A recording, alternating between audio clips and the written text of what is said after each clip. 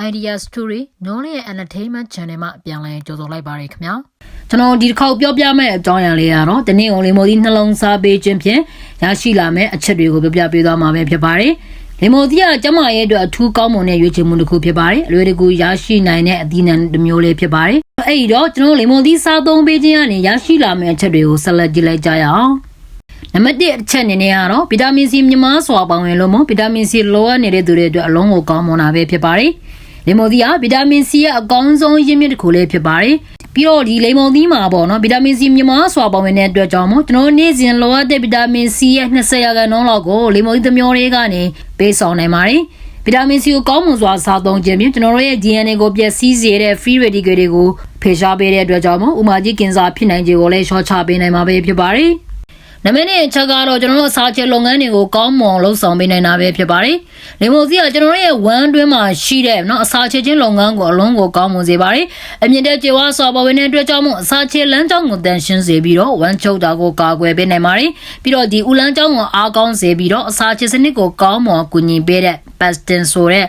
အရာကလည်းလေမိုစီမှာပါဝင်နေတာပဲဖြစ်ပါတယ်။အဲ့ဒီအရာကဝမ်းချုပ်ခြင်းနဲ့ဝမ်းလျှောခြင်းတို့ကိုကာကွယ်ပေးနိုင်ပါတယ်နောက်ထပ်တစ်မျိုးကတော့လေမိုသီးမှာပြောင်းဝင်နိုင်တဲ့အမြင့်တက်နဲ့မပြောင်းဝင်နိုင်တဲ့အမြင့်တက်နှစ်မျိုးစလုံးရှာရှာပါပါပါဝင်နေတာပဲဖြစ်ပါတယ်။အဲ့ဒါကကျွန်တော်တို့ရဲ့ဦးနဲ့အစာရင်ရဲ့လှုပ်ဆောင်မှုကိုချုံမွန်စေပြီးတော့ဦးလန်းချောင်းမှာရှိတဲ့ရောင်ရမ်းကြီးမဖြစ်အောင်ကာကွယ်ပေးနိုင်ပါတယ်။အဲ့ဒီပြင်အမြင့်တက်ကဝမ်းချုပ်တာကိုအတိုင်းအတာတစ်ခုထိကူညီပေးနိုင်မှာကတော့အမှန်တကယ်ပဲဖြစ်ပါတယ်။အဲ့ဒီတော့ကြောင့်မို့တနေ့ကိုလေမိုသီးနှလုံးစားပေးခြင်းဖြင့်ကျွန်တော်တို့အလုံးကိုကောင်းကျိုးတွေရရှိစေမှာပဲဖြစ်ပါတယ်။နံပါတ်3ချက်ကတော့မျက်စိကျန်းမာရေးကိုကောင်းမွန်စေတာပဲဖြစ်ပါတယ်ကျွန်တော်တို့ရဲ့အရေးပြားနဲ့အတူကျွန်တော်တို့မျိုးလုံးတွေအသက်ကြီးလာတာနဲ့အမျှတဖြည်းဖြည်းချင်းနဲ့အမြင်အောင်ရုံမှုံဝါးတာတွေဝေဝါးတာတွေနဲ့ပျက်စီးခြင်းကိုစတင်ခံစားလာရတာပါတယ်လေမိုသီးမှာဗီတာမင် A ဗီတာမင် C နဲ့ပိုတက်ဆီယမ်တို့လိုအာဟာရချက်တွေကျွေးဝစွာပါဝင်တဲ့အတွက်ကြောင့်မို့မျိုးလုံးတွေအလုံးကိုကောင်းမွန်တာပဲဖြစ်ပါတယ်ပြီးတော့ဒီကာလိုဂျင်နဲ့ကျွေးဝစွာပါဝင်တဲ့အတွက်ကြောင့်လည်းမျိုးလုံးတွေမှာရှိတဲ့အမြင်ပါပေါ့နော်မျက်ကြည်လွှာကိုကျန်းမာတန်ဆွမ်းစေရန်လှုံ့ဆော်ပေးနိုင်ပါတယ်ဗီတာမင် A ကအသက်အရွယ်နဲ့ဆိုင်တဲ့ဒီမျက်ကြည်လွှာရုံယွန်းကျဉ်းကြောင့်ဖြစ်တဲ့မျက်စိကွယ်သွားနိုင်တဲ့အခြေအနေမဖြစ်အောင်ကာကွယ်ပေးနိုင်ပါတယ်မျိုးလုံးကိုလည်းအလင်းဆုပ်ယူနိုင်အောင်ကူညီပေးနိုင်ပါတယ်ဒါကြောင့်မို့အမြင်အာရုံကိုပုံမပြီးတော့ကောင်းမွန်စေခြင်းနဲ့ဆိုလို့ရှိရင်လေမိုသီးကိုနေတိုင်းစားပေးပါနံပါတ်4ချက်အနေနဲ့ကတော့နှလုံးရောဂါမဖြစ်အောင်ကာကွယ်ပေးနိုင်ပါတယ်ကျွန်တော်တို့လူတွေမှာနှလုံးရောဂါဖြစ်ရတဲ့အဓိကအကြောင်းရင်းတွေကတစ်ခုကတော့ကျန်းမာရေးနဲ့မညီညွတ်တဲ့နေထိုင်မှုပုံစံတွေနဲ့အဆီစားသုံးမှုမြမာခြင်းကြောင့်မို့သွေးကြောတွေပိတ်ဆို့သွားလို့ပဲဖြစ်ပါတယ်လေမိုသီးကနှလုံးရောဂါအများစုရဲ့နောက်ွယ်မှာအကြောင်းရင်းတစ်ခုဖြစ်တဲ့သွေးရင်းကိုလက်စတရောဆင့်ကိုထိန်းညှိပေးနိုင်တဲ့အတွက်ကြောင့်မို့နှလုံးကျန်းမာရေးကိုကောင်းမွန်စေပါတယ်ပြီးတော့hesperidin လိုမျိုးပေါ့နော် flavonoid တွေက cholesterol ကိုလျှော့ချပေးပြီးတော့သွေးကြောတွေကိုပိတ်ဆို့ခြင်းမှာကာကွယ်ပေးနိုင်ပါတယ်အဲ့ဒါကနှလုံးရောဂါနဲ့တခြားသောနှလုံးသွေးကြောဆိုင်ရာရောဂါမဖြစ်အောင်ကာကွယ်ပေးနိုင်ပါတယ်အဲ့တို့ကြောင့်မို့နေတိုင်းလေမိုသီးစားပေးဖို့မမေ့ပါနဲ့နံပါတ်5ချက်အနေနဲ့ကတော့အုံနောက်ဖွံ့ဖြိုးမှုကိုကူညီပေးနိုင်တာပဲဖြစ်ပါတယ်ဒီလေမိုသီးမှာပါတဲ့ folate နဲ့ folic acid ကအုံနောက်ဖွံ့ဖြိုးမှုကိုမြင့်တင်ပေးနိုင်တာပဲဖြစ်ပါတယ်ဒီအာဟာရဓာတ်တွေကကိုယ်ဝင်ဆောင်မိခင်တွေအတွက်ကျန်းမာရေးနဲ့ညီညွတ်တဲ့အရာတွေဖြစ်တဲ့အတွက်ကြောင့်မို့မွေးဖွားလာပြီးရဲ့နောက်ကလေးငယ်တွေကိုပေါ့နော်ဒီနောက်ပိုင်းမှာအာရုံကြောဆိုင်ရာချိုးယွင်းမှုတွေမဖြစ်အောင်မျက်စိမှုံဝါးခြင်းတွေမဖြစ်အောင်ငငယ်ရွယ်နဲ့မျက်စိမှုန်ခြင်းမဖြစ်အောင်ကာကွယ်ပေးနိုင်တာပဲဖြစ်ပါတယ်။အဲဒီအတွက်ကြောင့်မို့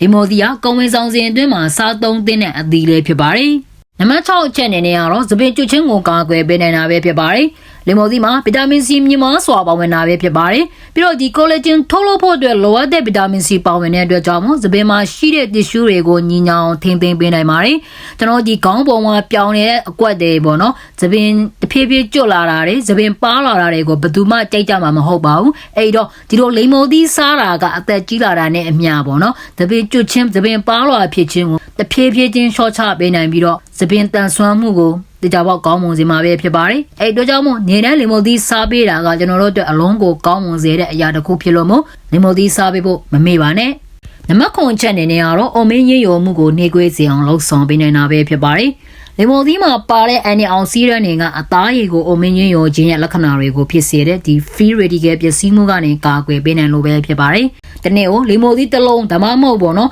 ဒီနှလုံးစားသုံးပေးခြင်းဖြင့်အသက်50မှာတောင်နှုတ်ပြနေစေဖို့ကူညီပေးနိုင်မှာပဲဖြစ်ပါတယ်။ပြီးတော့လေမိုသီးမှာကျွေဝါတဲ့ဗီတာမင် C ကအယိုးနဲ့သွားတွေကိုကျန်းမာစေတယ်ဆိုတာကတော့မမေ့ပါနဲ့အဲ့အတွက်တနေ့ကိုလေမိုသီးပုံမှန်စားသုံးပေးခြင်းဖြင့်ကျန်းမာကောင်းမွန်တဲ့အသားရည်ကိုရရှိပိုင်ဆိုင်နိုင်မှာပဲဖြစ်ပါတယ်။နံပါတ်8အချက်ကတော့ကော်လေးတင်ရှော့ချအောင်ကူညီပေးနိုင်တာပဲဖြစ်ပါတယ်။ လေမိုသီးကကယ်လိုရီနည်းတဲ့အသီးနှံတစ်ခုဖြစ်တဲ့အပြင်လေမိုသီးတစ်လုံးမှာပေါ့နော်ကယ်လိုရီ100မျှသာပါရှိတာပဲဖြစ်ပါတယ်အဲ့အတွက်လေမိုသီးမှာအမြင့်တက်များစွာပါဝင်တဲ့အတွက်ကြောင့်ကိုလေးချိန်ရှော့ချဖို့စ조사နေတဲ့သူတွေအတွက်ဆိုလို့ရှိရင်နော်လေမိုသီးကနေတိုင်းစားသုံးပေးတဲ့အရာတစ်ခုထဲမှာထည့်ထားဖို့မမေ့ပါနဲ့နံပါတ်9ချက်ကတော့သွေးရင်းနှကြားဓာတ်ကိုထိန်းညှိပေးနေတာပဲဖြစ်ပါတယ်လေမိုသီးမှာပါတဲ့အမြင့်တက်ကသွေးရင်းနှကြားဓာတ်ကိုထိန်းညှိပေးတဲ့အတွက်ကြောင့်မို့စီကြောယောဂရှိသူတွေအတွက်လေမိုသီးကိုကျန်းမာရေးနဲ့ညညွတ်တဲ့တရေစာဖြစ်စားသုံးပေးလို့ရပါတယ်လေမိုသီးမှာပါတဲ့တဘာဝရတာပေါ့နော်တကြားပေါ့နော်ဒီ fast store ကအစာစားပြီးပြီးချင်းမှာသွေးရင်းကြားဓာတ်အဆင့်ကိုမြင့်တက်မလာအောင်သူကကူညီပြီးတော့ထိန်းပေးထားနိုင်တာပဲဖြစ်ပါတယ်ပြီးတော့ဒီလေမိုသီးက glycemic အညွန့်ကိန်း40ဖြစ်ပြီးတော့ပုံမှန်အားဖြင့်တော့ကျွန်တော်တို့အနေနဲ့ပေါ့နော်ဒီ90အောက်နဲတဲ့အစားအစာတွေကတကြားတက်နဲတဲ့အစားအစာလို့ယူဆကြတာပဲဖြစ်ပါတယ်အဲ့အတွက်တစ်ချိန်ထဲမှာလေမိုသီးများများစားပေးဖို့ဆိုလိုတာမဟုတ်ပါဘူးဒီနေ့ကိုတစ်လုံးအများဆုံးနှလုံးစားသုံးပေးခြင်းဖြင့်ဒီသွေးရင်းတကြားတက်ကိုမြင့်တက်မလာအောင်ထိန်းညှိပေးနိုင်မှာပဲဖြစ်ပါတယ်အလွန်ကျွံစားသုံးမိမယ်ဆိုလို့ရှိရင်တော့အင်ဆူလင်မြင့်တက်စေခြင်းနဲ့အတူကိုလေးချိန်တက်လာစေမှာကိုလည်းသတိထားသင့်ပါတယ်နံပါတ်10ချက်အနေနဲ့ကတော့သွေးအားနည်းယောဂရှိတဲ့သူတွေအနေနဲ့လေမိုသီးကိုစားသုံးပေးသင့်ပါတယ်။ဘာကြောင့်လဲဆိုတော့ဒီတန်သက်ဆုပ်ယူမှုကိုကူညီပေးနိုင်လို့ပဲဖြစ်ပါတယ်။တန်သက်ဆုပ်ယူရာမှာကူညီထောက်ကူဖြစ်စေတဲ့လေမိုသီးဟာကျွန်တော်တို့ရဲ့ခန္ဓာကိုယ်ရဲ့ပုံမှန်လုပ်ငန်းဆောင်တာတွေအတွက်အလုံးကိုအရေးပါတာပဲဖြစ်ပါတယ်။ကျွန်တော်ဒီဆရာဝန်တွေကသွေးအားနည်းယောဂရှိတဲ့သူတွေလူနာတွေကိုလေမိုသီးအမြဲစားပေးဖို့အကြံပြုလေးရှိပါတယ်။သွေးအားနည်းယောဂခန္ဓာကိုယ်ထဲမှာလှုပ်ဆောင်ဖို့မရှိမဖြစ်လိုအပ်တဲ့သတ္ထုဓာတ်မလုံလောက်တဲ့အခြေအနေတစ်ခုဖြစ်ပါတယ်။ဒီလေမိုသီးကတန်တက်ရဲ့အရင်းမြစ်ကောင်းတစ်ခုတော့မဟုတ်ဘူး။ဒါပေမဲ့ဗီတာမင်စီကျွဲဝစွာပါဝင်တဲ့အတွက်ကြောင့်ဗီတာမင်စီကျွဲဝတဲ့သစ်သီးတွေဟာတန်တက်ဆုပ်ယူမှုအတွက်မရှိမဖြစ်လိုအပ်လို့မို့လေမိုသီးစားပေးဖို့အကြံပေးခြင်းပဲဖြစ်ပါတယ်။အဲ့အတွက်သွေးအားနည်းတဲ့သူတွေအနေနဲ့လေမိုသီးတစ်နေ့တစ်လုံးဒါမှမဟုတ်နှလုံးစားပေးဖို့မမေ့ပါနဲ့။နံပါတ်7အချက်ကတော့ကင်ဆာဖြစ်နိုင်တဲ့ကိုရှော့ချပေးနေတာပဲဖြစ်ပါတယ်။လေမိုသီးမှာဒီလိုင်မိုနင်းပါဝင်ပြီးတော့အဆုတ်ကင်ဆာရေပြားကင်ဆာနဲ့ကျန်းသားကင်ဆာတို့ကိုတောင်ကာကွယ်နိုင်တဲ့ဓာတ်ပေါင်းတစ်ခုပါဝင်နေလို့ပဲဖြစ်ပါတယ်။လေမိုသီးမှာပါတဲ့ဗီတာမင်စီနဲ့ဓာတ်တိုးဆက်တင်ပစ္စည်းတွေကခန္ဓာကိုယ်ရဲ့ကိုယ်ခံစွမ်းကိုတည်ဆောက်ရမှာရေးပါပြီးတော့ကင်ဆာကိုတိုက်ဖြတ်ရမှာကူညီပေးနေတာပဲဖြစ်ပါတယ်။ပြီးတော့ဒီလေမိုသီးရဲ့အမြင့်တက်ကကင်ဆာရောဂါကိုကာကွယ်ပေးနိုင်တဲ့ကင်ဆာဖြစ်ပွားမှု15%ခန့်ထိကာကွယ်နိုင်ခြင်းဟာဗီတာမင်စီပါဝင်မှုကြောင့်ပဲဖြစ်ပါတယ်။အဲအတွက်ကြောင့်မို့လေမိုသီးနေတိုင်းစားပေးခြင်းဟာကျွန်တော်တို့အတွက်များစွာကောင်းကျိုးတွေရရှိစေမှာမို့လေမိုသီးစားပေးဖို့မမေ့ပါနဲ့နံပါတ်7အချက်ကတော့သွေးပေါင်ချိန်ကိုထိန်းညှိပေးတာနဲ့အတူကိုလက်စထရောကိုရှော့ချပေးနိုင်တာပဲဖြစ်ပါတယ်လေမိုသီးမှာဗီတာမင် B6 ကျော်ရတဲ့အတွက်ကြောင့်ဟီမိုဂလိုဘင်ထုတ်လုပ်မှုကိုထောက်ပံ့ပေးနိုင်တယ်ပြီးတော့မဂနီဆီယမ်ပါဝင်မှုကြောင့်လည်းသွေးပေါင်ချိန်ကိုထိန်းညှိပေးနိုင်တာပဲဖြစ်ပါတယ်အဲအတွက်သွေးတိုးယောဂရှိတဲ့သူတွေအနေနဲ့နေတိုင်းစားသုံးပေးတဲ့အသီးတွေထဲမှာလေမိုသီးကတစ်ခုပါဝင်မဲ့ဖြစ်ပါတယ်ပြီးတော့ဒီကိုလက်စထရောကိုလည်းရှော့ချပေးနိုင်တယ်ဒီလေမိုသီးတဲ့ပေါ့နော်ဒီလေမိုကိုမှတွေ့ရတဲ့ပေါ့နော် drop out တစ်မျိုးကပေါ့နော် PNF လို့ခေါ်တဲ့ဓာတ်ပေါင်းတစ်မျိုးကဒီ various ဆိုတော့မရှိပဲတချို့သောဒီဆေးတွေနဲ့စားလို့ရှိရင် cholesterol ကိုရှော့ချနိုင်ခြင်းပိုပြီးတော့များပါတယ်အဲဒါကြောင့်မို့လေမိုသီးမှမဟုတ်ပါဘူးလေမိုကွန်ကလည်းဒီအလုံးကိုအသုံးဝင်တဲ့အရာတစ်ခုပဲဖြစ်ပါတယ်ကျွန်တော်ခုပြောပြတဲ့အကြောင်းအရာလေးကတော့လေမိုသီးတစ်နေ့နှလုံးစားသုံးပေးခြင်းဖြင့်ရရှိလာမယ့်အချက်တွေကိုပြောပြပေးခြင်းပဲဖြစ်ပါတယ်ကျွန်တော်ပြောပြတဲ့ဗီဒီယိုဖိုင်လေးတွေကိုနားထောင်ပေးပြီးတော့ကြတော့ကျမရဲ့အကျိုးကျေးဇူးစုံတရားရရှိလိမ့်မယ်လို့လည်းမျှော်လင့်ပါတယ်။ကျမရဲ့အကျိုးကျေးဇူးစုံတရားရရှိခဲ့မယ်ဆိုလို့ရှိရင်လည်းကျွန်တော်အနေနဲ့အတိုင်းထက်လွန်ဝမ်းသာပီတိဖြစ်မိမှာပဲဖြစ်ပါတယ်။ကျမရဲ့ဘူးလူသားတွေတိုးပွားပြီးစိတ်ချမ်းသာခြင်းကိုယ်ချမ်းသာခြင်းနဲ့ပြည့်စုံနိုင်ကြပါစေ။